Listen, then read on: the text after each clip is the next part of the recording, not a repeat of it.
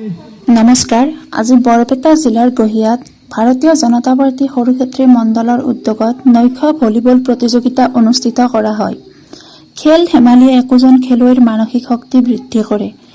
আজি ভাৰতীয় জনতা পাৰ্টি সৰুক্ষেত্ৰী মণ্ডলৰ উদ্যোগত আৰু ভাৰতীয় জনতা পাৰ্টি বৰপেটা জিলা সমিতিৰ সহযোগত বৰপেটা জিলাৰ গহিয়াত অসম ভিত্তিক এখনি নৈশ ভলীবল প্ৰতিযোগিতা অনুষ্ঠিত কৰা হয়। খেল আৰম্ভ হোৱাৰ আগমুহূৰ্তত প্ৰথমে ভাৰত মাতাৰ প্ৰতিচ্ছবিত বন্তি প্ৰজ্বলন কৰে বৰপেটা জিলাৰ বিজেপিৰ সভাপতি মহেন্দ্ৰ দাস ডাঙৰীয়াই আৰু মাল্য অৰ্পণ কৰে খেল পৰিচালনা সমিতিৰ সভাপতি গুণজিৎ বৰ্মনে। আজি এই ভলীবল প্ৰতিযোগিতাত সৰুক্ষেত্ৰী মণ্ডলৰ সভাপতি তিলক পাঠক, প্ৰদীপ দাস, অজয় চৈনাৰী, বিজয় ভূঞা, ৰীনা দাস চৈনাৰীৰ লগতে বৰপেটা জিলাৰ বিজেপি তথা সৰুক্ষেত্ৰী মণ্ডল বিজেপিৰ কাৰ্যকৰ্তাসকল উপস্থিত থাকে।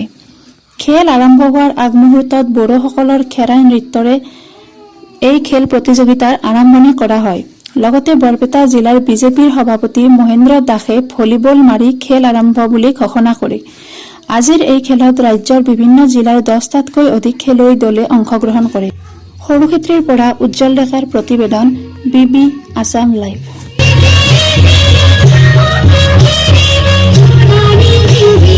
ভলীবল খেল প্ৰতিযোগিতা অনুষ্ঠিত হৈছে, কিমান দল হৈছে আৰু কেইটা ৰাউণ্ড কেনেকৈ?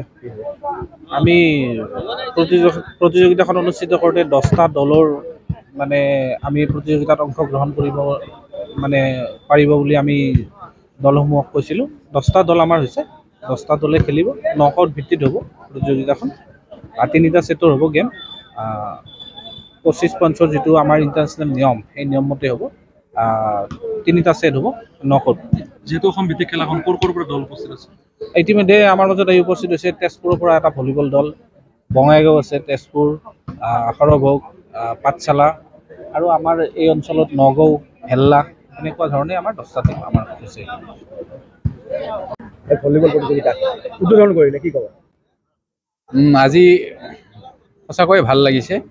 এইফালে ঠাণ্ডা আৰু লগতে আমাৰ যিহেতু বাজপেয়ীৰ শতবাৰ্ষিকী জন্মদিন চলি আছে, গতিকে আমাৰ আজি এই সৰুক্ষেত্ৰী মণ্ডল ভাৰতীয় জনতা পাৰ্টীৰ আৰু উদ্যোগত আৰু বৰপেটা জিলাৰ সহযোগত আজি যে এই গহিয়া অঞ্চলত নৈশ ভলীবল প্ৰতিযোগিতাখনি অনুষ্ঠিত হৈছে, সঁচাকৈয়ে এক ভাল পদক্ষেপ। কাৰণ আমি বিচাৰোঁ যে খেল ধেমালিৰ মাজত আজি যুৱ প্ৰজন্মই যদি খেল ধেমালিত আকৃষ্ট হৈ খেল ধেমালি কৰি থাকে, তেতিয়াহ'লে বহুখিনি উপকৃত হয় সমাজখন। তেওঁলোকৰ বৌদ্ধিক হওক, শাৰীৰিক হওক, মানসিক হওক, চাৰিত্ৰিক হওক, সকলো দিশত তেওঁলোকৰ সঠিক ৰাস্তাত থাকিবলৈ সক্ষম হয়। আৰু লগতে এই খেলৰ জৰিয়তে কৰ্মসংস্থাপন পাবলৈও সক্ষম হয়। আমি দেখিছোঁ যে আগৰ যিবিলাকে ভাল খেলুৱৈ আছিলে, ভলীবলেই হওক, ক্ৰিকেট খেলুৱৈয়ে হওক বা ফুটবল খেলুৱৈয়ে হওক, প্ৰায়খিনিয়ে বিশেষকৈ কিন্তু ডিফেন্সত জড়িত আছে। তেওঁলোকে পাইছে, ডিফেন্সত চাকৰি পাইছে। ইয়াৰ অৰ্থ হ'ল যে কি, আচলতে খেলৰ লগত জড়িত থাকিলে শৰীৰৰ গঠন খুব সুন্দৰকৈ থাকে আৰু চাৰিওপিনৰ পৰা, স্বভাৱ চৰিত্ৰৰ পিনৰ পৰাও ঠিকেই থাকে। সেইকাৰণে এনেকুৱা অনুষ্ঠান আচলতে অনুষ্ঠিত কৰিব লাগে আৰু এনেকুৱা অনুষ্ঠান থাকিলে সঁচাকৈ সমাজখনৰ লগতে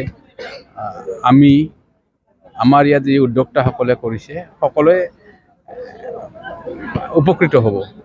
লগতে এটা কথা ক'ব বিচাৰোঁ যে আজিৰ সমাজত আমাৰ যুৱচাম কৰ্মসংস্থাপনৰ অভাৱত বিচলিত হোৱা দেখা গৈছে। আৰু যিসকলে বুজি উঠিছে যে খেল ধেমালিয়ে হওক, লেখা পঢ়াই হওক, সকলো ক্ষেত্ৰতে যেতিয়া মনোনিৱেশ কৰিব, তেতিয়াহ'লে তেওঁলোকে নিজেই নিজৰ কৰ্মসংস্থাপন বিচাৰি উলিয়াবলৈ সক্ষম হ'ব। সেইকাৰণে খেল ধেমালি সমাজৰ কাৰণে এটা আচলতে অবিচ্ছেদ্য অংগ বুলিয়ে মই ক'ব বিচাৰোঁ। ধন্যবাদ।